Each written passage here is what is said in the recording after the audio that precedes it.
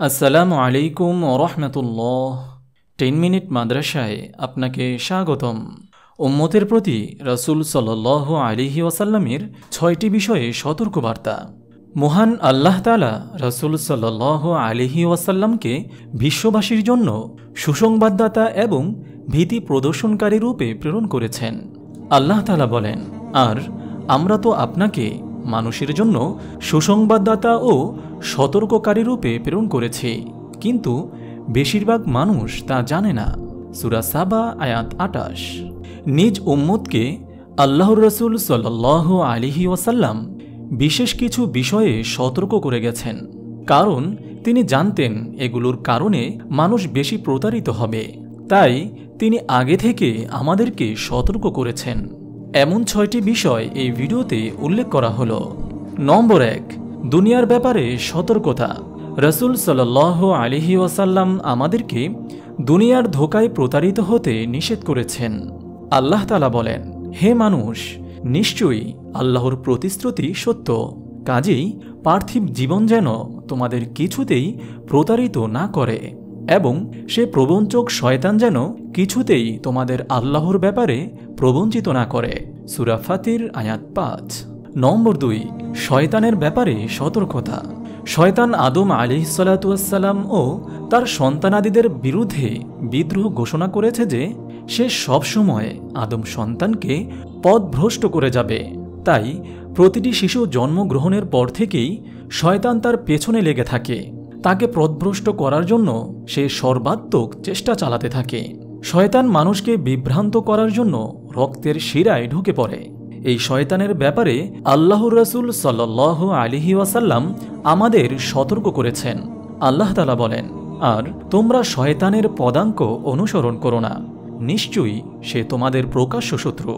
সে তো শুধু তোমাদের নির্দেশ দেয় মন্দ ও অশ্লীল কাজের এবং আল্লাহর সম্বন্ধে এমন সব বিষয় বলার যা তোমরা জানো না। সূরা বাকারা আয়াত 167 থেকে 169। মুমিনকে শয়তান যেসব বিষয়ে ধোঁকা দেয়। বিশ্বাসে ধোঁকা। হাদিসে এসেছে, আবু হুরায়রা রাদিয়াল্লাহু তাআলা আনহু থেকে বর্ণিত, রাসূল সাল্লাল্লাহু আলাইহি ওয়াসাল্লাম বলেছেন, তোমাদের কাছে শয়তান আসে এবং সে বলে, এমন কে সৃষ্টি করেছে, তেমন কে সৃষ্টি করেছে। এক পর্যায়ে সে বলে বসে, তোমাদের প্রতিপালককে কে সৃষ্টি করেছে। যখন ব্যাপারটি এই স্তরে পৌঁছে যাবে তখন সে যেন অবশ্যই আল্লাহর কাছে আশ্রয় চায় এবং সতর্ক হয়ে যায়। সহিহ বুখারী হাদিস নম্বর 3276। নামাজে ধোঁকা। নামাজ হচ্ছে আল্লাহ তাআলার নৈকট্য লাভ করার সর্বোত্তম মাধ্যম। শয়তান সর্বোচ্চ চেষ্টা করে নামাজের মধ্যে ধোঁকা দিয়ে বান্দার নামাজ নষ্ট করার। ওসমান ইবনে আবুল আস রাদিয়াল্লাহু তাআলা আনহু নবীজি সাল্লাল্লাহু আলাইহি ওয়াসাল্লামের কাছে এসে বলেন, হে আল্লাহর রাসূল, শয়তান আমার নামাজ ও কেরাতের মধ্যে বাধা সৃষ্টি করে এবং সব কিছুতে গোলমাল বাঁধিয়ে দেয়। তখন রাসূল সাল্লাল্লাহু আলাইহি ওয়াসাল্লাম বলেন, এটা এক প্রকারের শয়তান, যার নাম খিনজিব। যে সময় তুমি তার উপস্থিতি বুঝতে পারবে তখন আউযুবিল্লাহ পড়ে তার অনিষ্ট হতে আল্লাহর কাছে আশ্রয় চেয়ে 3 বার তোমার বাম পাশে থুতু ফেলবে। তিনি বলেন, তারপর আমি তা করলাম আর আল্লাহ তাআলা আমার থেকে তা দূর করে দিলেন। সহিহ মুসলিম হাদিস নম্বর 5631। শয়তান কৌশলে পরিবার জীবন ব্যবস্থাপনায় ঢুকে পড়ে এবং স্বামী স্ত্রীর মধ্যে এক ধরনের দ্বন্দ্ব বাঁধিয়ে দেয়। প্রিয় নবী সাল্লাল্লাহু আলাইহি ওয়াসাল্লাম এ ব্যাপারে সতর্ক করেছেন। জাবের রাদিয়াল্লাহু তাআলা আনহু বলেন, রাসূল সাল্লাল্লাহু আলাইহি ওয়াসাল্লাম বলেছেন, ইবলিস শয়তান সমুদ্রের পানির উপর তার সিংহাসন স্থাপন করে, অতঃপর মানুষের মধ্যে ফিতনা ফাসাদ সৃষ্টি করার জন্য সেখান থেকে তার বাহিনী চারদিকে প্রেরণ করে। এর মধ্যে সে শয়তানই তার কাছে সর্বাধিক সম্মানিত, যে শয়তান মানুষকে সবচেয়ে বেশি ফিতনায় নিপতিত করতে পারে। রাসূল সাল্লাল্লাহু আলাইহি ওয়াসাল্লাম বলেন, অতঃপর এদের অপর একজন এসে বলে, এক দম্পতির মধ্যে সম্পর্ক ছেদ করে দিয়েছি। রাসূল সাল্লাল্লাহু আলাইহি ওয়াসাল্লাম বলেন, শয়তান এই কথা শুনে তার কাছে বসায় আর বলে, তুমি উত্তম কাজ করেছ। সহিহ মুসলিম হাদিস নম্বর 2813। নম্বর 3, কুপবিত্রির ব্যাপারে সতর্কতা। অন্তরের রোগ মানুষের জন্য ধ্বংস ডেকে নিয়ে আসে। এজন্য আল্লাহ তাআলা রসুল সাল্লাল্লাহু আলাইহি ওয়াসাল্লামের মাধ্যমে এ ব্যাপারে আমাদের সতর্ক করেছেন। আল্লাহ তাআলা বলেন, নিশ্চয়ই মানুষের নফস খারাপ কাজের নির্দেশ দিয়েই থাকে, কিন্তু সে নয় যার প্রতি আমার রব দয়া করেন। সূরা ইউসুফ আয়াত 12। নম্বর 4, অনুপযুক্ত নেতৃত্বের ব্যাপারে সতর্কতা। সমাজকে সুষ্ঠুভাবে পরিচালনা করার জন্য কিছু মানুষকে নেতৃত্ব দিতে হবে, এটা সত্য, কিন্তু যারা এ পদের উপযুক্ত নয় বা এ পদের প্রতি লোভী তাদের রাসূল সাল্লাল্লাহু আলাইহি ওয়াসাল্লাম বিশেষভাবে সতর্ক করেছেন। এ দায়িত্ব যত মহান তার ভয়াবহতাও অনেক বেশি।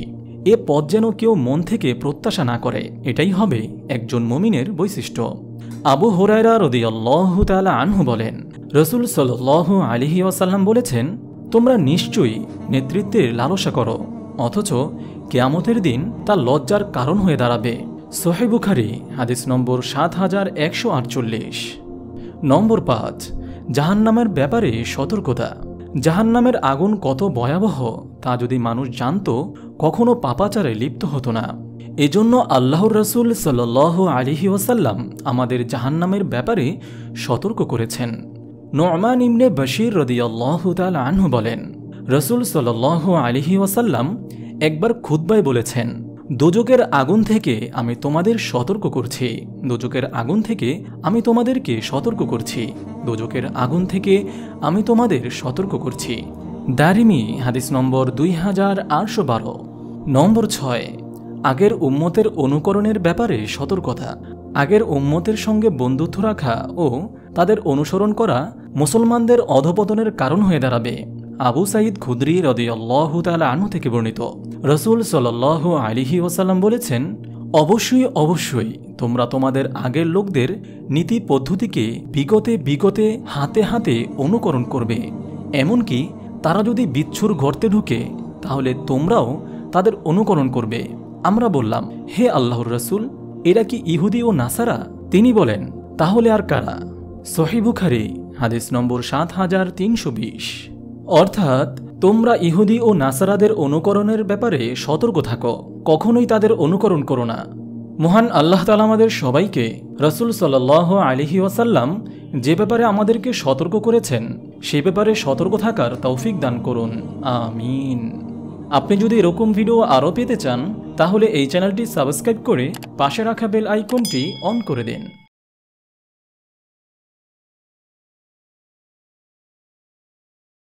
جزاك الله